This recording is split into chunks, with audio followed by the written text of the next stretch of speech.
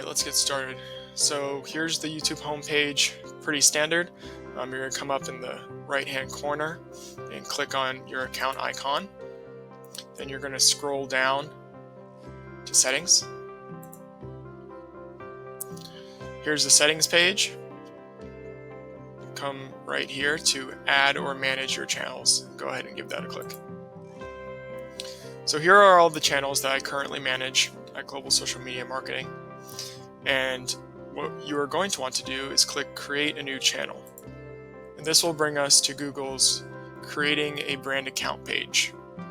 And a brand account is great for small businesses and businesses in general because it's a separate entity that Google creates for account managers to use and work through.